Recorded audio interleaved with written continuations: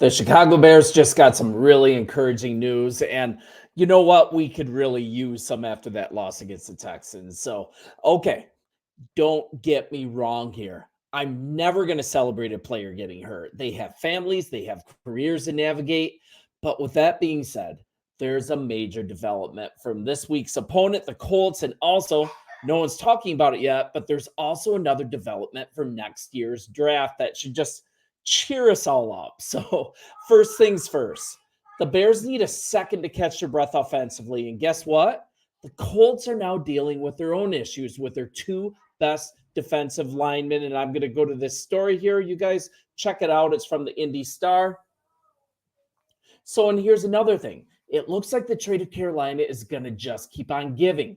The Bears have their second round pick in the upcoming draft, and it's super evident they're the worst team in the league already. It's very likely that the second that we are getting from them is going to be maybe even number 33 overall. So it might almost be another first round pick. So the Bears have a first rounder next year, our own, a 2025 second rounder, a 2025 second round via the Panthers, a third, a fifth. And if Fields keeps on playing, we will have an additional fourth. So a full arsenal of draft picks. So just an absolutely ridiculous heist by Ryan Poles. So let's get back to the Indianapolis injury news. And Colts head coach Shane Steichen, he said that defensive tackle DeForest Buckner, he suffered an ankle sprain after getting helped off the field last Sunday against the Green Bay Packers. X-rays were negative, but he also added that defensive end Latu is dealing with a hip injury that forced him to miss the remainder of Sunday's game as well.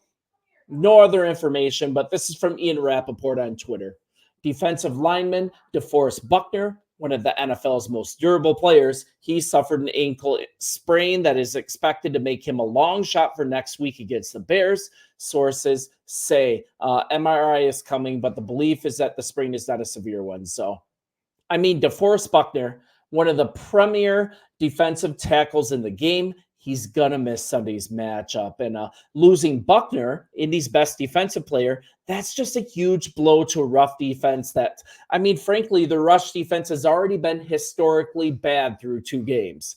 Buckner suffered the injury in the second half against the Packers. His leg was kind of pinned under him while tackling running back Emmanuel Wilson, I believe. He just wasn't able to put any weight on the ankle, but it appears he avoided a long-term injury. And Latu, he left the game with a hip injury shortly after Buckner. So if Latu and Buckner miss time, the Colts could be down 4 defensive starters against Chicago. Also out is starting cornerback Juju Brents with a knee. He's on IR. Starting safety Julian Blackmon, he's a good player. He missed last Sunday's game against Green Bay with a shoulder injury and threatens to miss another one. And now this is following Buckner already being banged up with a bad back. He was already only playing on third downs in Sunday's game due to this back injury. He played 10 of the team snaps. The Colts ended up using Taven Bryan for 25 snaps. Dio Oyingbo, I don't even know if that's pronounced right, 32. Raquan Davis, 30. And and then another tackle they were subbing in. None of these players inspire confidence. A lot of the players, frankly, I'm like, who are these guys? And once again, we are not here to celebrate injuries, but man, Chicago needs a break. And this is going to provide a couple things. The Bears need to see if this is a Waldron problem. It's almost impossible to evaluate an offense, right? If the quarterback is constantly running for his life, a bit of a reprieve from that would really provide a chance to establish some offensive identity, and also just a kind of a chance to get this line in sync, allow them to establish some rapport, really just inspire some confidence for the linemen, not just for us watching, by the way. And if you remember last year, the line just started out awful as well, but they gained some continuity and confidence as the year progressed, I'd say, and they ended up finishing the last portion of the season firing on all cylinders and actually, I mean, looking like one of the best offensive lines with a strong finish. I even remember those last few games, the offensive line looked really good, and I don't want to start slow. I don't want to just forget this ridiculous start and give it a pass. it's lacked a lot of effort. It's kind of looked unprepared. So some of this possibly can be laid at the feet of Coach Morgan, who is our offensive line coach, but we need to take these things with a grain of salt. We got to look at this game as an opportunity to get right, right?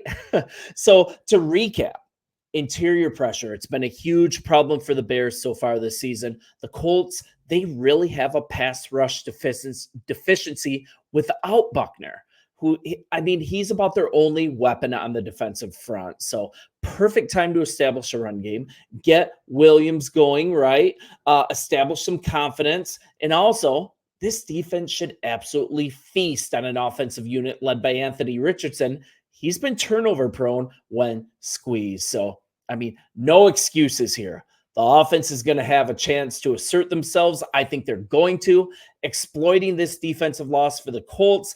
They're going to, via the run, via the pass, just if they face plant here as an offensive line, even as an offense, I think it's time to sound an alarm. And for one, I don't think there's anything to panic over. Nothing has changed from the team that we've all been so excited over, right? In week 3, if that ends with a 2-1 record, let's go, right? And Bears chairman George McCaskey, he has been preaching patience as well to the fan base. And Chairman McCaskey, he chopped it up on Thursday, and this is with Patrick Finley of the Sun-Times. And kind of one of the things that came up was a request for fans to be patient with rookie quarterback Caleb Williams. And I think we need this refresher here. This is to hear straight from Chairman McCaskey. Typically, the number 1 pick in the draft comes into a situation where it's going to take a while for things to come together. Caleb's got a lot of support, a solid defense, good receivers, a good running game, tight ends. But I just hope people will be patient. There's going to be some growing pains. He's going to make mistakes. That's part of the learning process for any young quarterback. And I mean, let's just look at what we're blessed with here in Chicago. Let's remind ourselves of this. I mean, Caleb Williams, uber talented. Of course, we know this, but our top pick, he has all the tools, all the intangibles. But we got to remember that he's a rookie. Rookies make mistakes like the 2 picks last week. They're often make you crazy, frustrating. But George McCaskey, he's serving up a reminder that even the best rookie quarterback prospects hit bumps in the road.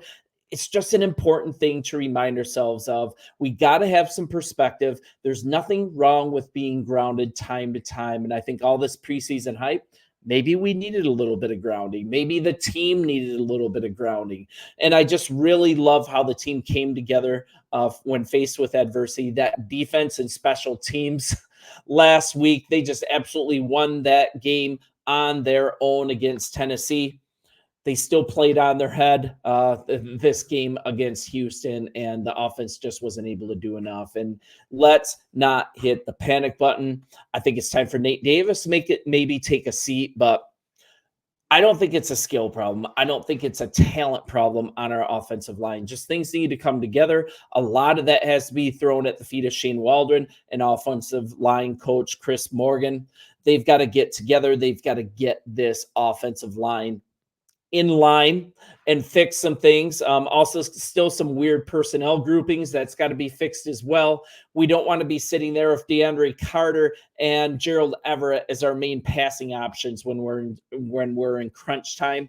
I think that's something that needs to be remedied. Just kind of, the offense hasn't really hit their stride, and I think they've looked a little out of sync. And yeah, I'm going to continue to trust that offensive coordinator Shane Waldron. He is going to live up to his adaptability reputation. He's going to live up to his reported ability to tailor offenses according to the talent that he has. And maybe we'll get Keenan Allen back. Rome Odunze, he seemed just fine this last weekend. Things are going to come together, and we're actually looking at a weak defense and a banged up defensive secondary. The offense should be able to get right, and this defense should feast up against a turnover prone quarterback. You guys let me know what you think. Bear down. Hey, we are just fine. We're going to be 2-1 after this weekend with a really easy slate of games coming forward. So, but it was nice to be It was nice to be competitive in Houston. I think we know that our defense is for real now. You guys, I'm going to stop talking. Check out the message board, like and subscribe. Appreciate you guys, and bear down.